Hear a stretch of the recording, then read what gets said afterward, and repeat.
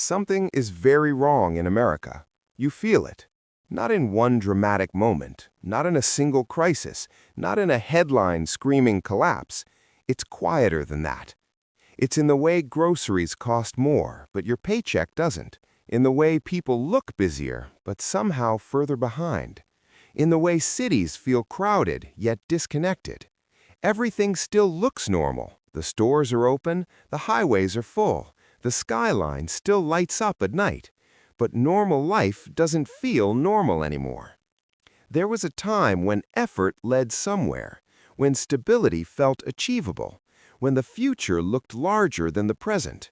Now, hard work feels like maintenance, success feels temporary, and security feels fragile. No official announcement marked this shift. No one declared the rules had changed, but they did. And across the country, millions of people sense it, even if they can't explain it. In this video, we're going to break down the 5 silent forces quietly reshaping everyday life in America. By the end, you'll understand why what you're feeling isn't random, and why the hardest part isn't what's breaking. It's that there's no clear way to fix it. Let's begin. For generations, America ran on a simple promise: work hard, play by the rules, move forward. The formula wasn't perfect, but it was predictable. Effort led to progress, progress led to stability, stability led to dignity. That equation no longer balances. Today, millions of Americans are doing everything right and still falling behind. They wake up early, they commute longer, they answer emails at night, they take side jobs, they optimize, they hustle. And yet, savings shrink, debt grows, goals move further away. Inflation quietly eats raises before they arrive. Rent increases faster than promotions. Insurance premiums rise without warning. Nothing collapses at once, it just erodes. A few dollars more at the grocery store, another percentage added to utilities, a surprise medical bill, a subscription you forgot to cancel because you were too exhausted to track it. Individually, none of these destroy you. Together, they suffocate progress. This creates something far more dangerous than poverty. It creates stagnation. You're not drowning, you're treading water, endlessly. And when effort no longer guarantees movement, something psychological shifts. Motivation changes, ambition shrinks. People stop thinking about building wealth. They start thinking about surviving the month. That's the first fracture, the disappearing reward. But that's only part of it, because when progress disappears, hope quietly goes with it. And that leads to something even more destabilizing. Americans are not working less, they're working more than ever. Longer hours, multiple jobs, side hustles, gig work, weekend shifts. Productivity has increased for decades. Technology was supposed to make life easier. Instead, it made availability permanent. You don't leave work anymore. Work leaves you alone temporarily. Notifications replace rest. Deadlines replace weekends. Burnout replaces ambition. And still, it's not enough. Raises barely outrun inflation. Promotions don't transform lifestyles. Career ladders feel shorter than they used to. But the most dangerous shift isn't financial, it's emotional. People aren't quitting their jobs en masse, they're quitting internally, showing up physically, checking out mentally. This isn't laziness, it's survival. When effort stops producing progress, the brain adapts. It conserves energy, it lowers expectations, it stops believing. Entire generations now quietly suspect that their future will be smaller than their parents' past, and that belief changes behavior. Why take risks? Why start a family? Why buy a house? Why believe in long-term plans? Exhaustion isn't just physical anymore, it's existential. And when a society becomes emotionally drained, productivity may continue, but belief collapses. That's fracture number 2, a workforce that's busy, but no longer convinced it's building anything. And when belief fades, the very structure of normal life starts to shift, not dramatically, but permanently. There was once a predictable rhythm to life in America. Graduate, get a stable job, buy a home, get married, have children, build equity, retire with security. It wasn't universal, but it was attainable. Those milestones anchored society. They gave structure to ambition. They gave meaning to sacrifice. They gave direction to hard work. Now, everything is delayed. Marriage happens later, if it happens at all.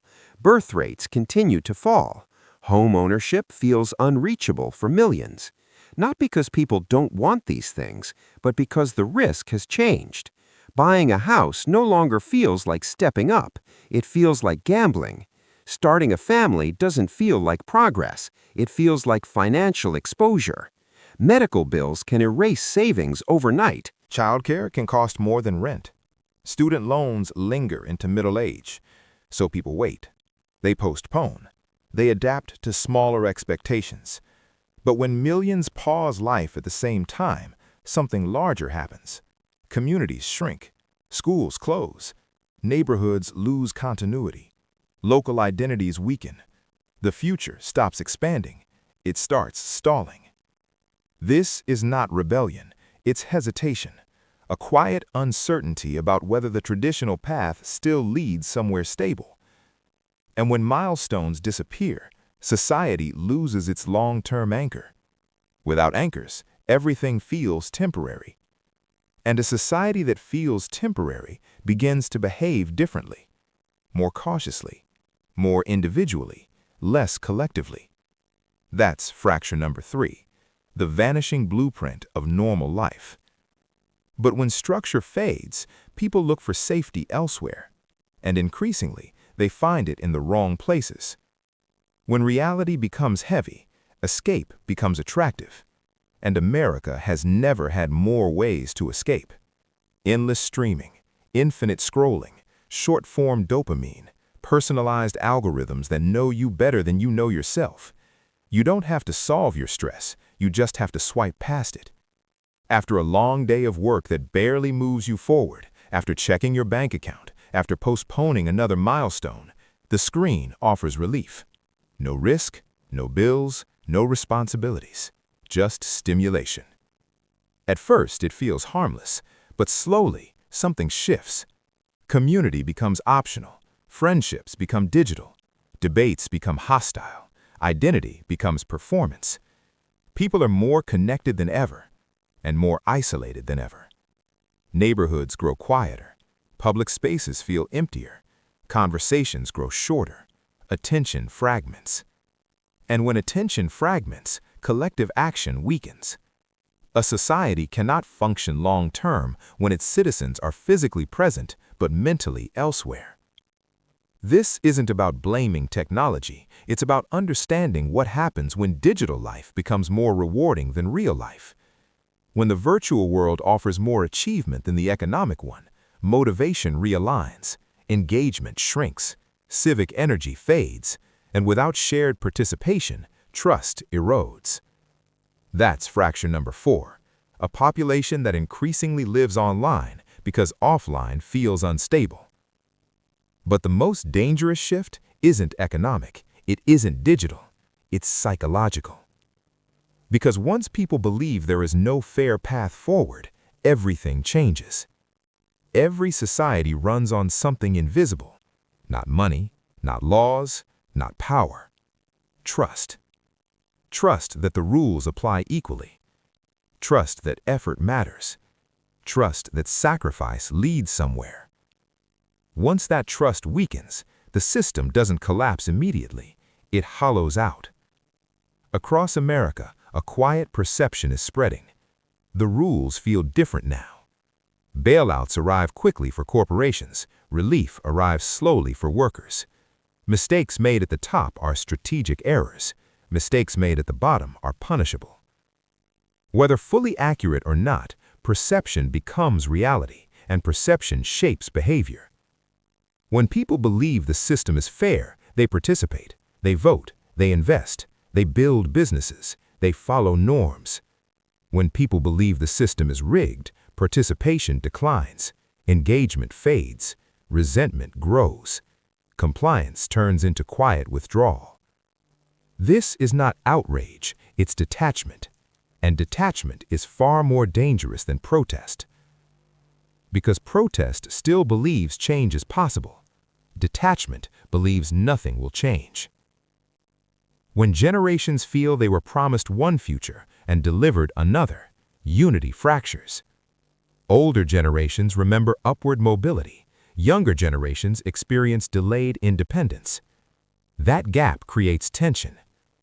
And when millions feel trapped, working harder, delaying life, escaping into screens, losing trust, society doesn't explode, it stagnates. This is the most advanced stage of quiet decline. Not chaos, not anarchy, confusion. People know something is wrong, they feel it, but there is no clear exit. Move cities, prices follow. Change careers, risk increases. Work harder, returns diminish. Every option carries uncertainty. And when uncertainty becomes constant, risk-taking dies. Without risk-taking, innovation slows. Without innovation, growth weakens. Without growth, optimism fades. And that's the final fracture. Not collapse, but paralysis. Something is very wrong in America. You feel it. Not because everything failed overnight, but because the invisible contracts, economic, social, and psychological, are weakening. The question isn't whether change is happening, it is. The real question is this: will people adapt early enough to reshape it, or wait until stability becomes something remembered instead of lived? If this resonated with you, subscribe for more deep explorations into the forces reshaping everyday life in America. And tell me in the comments, do you feel normal life getting harder?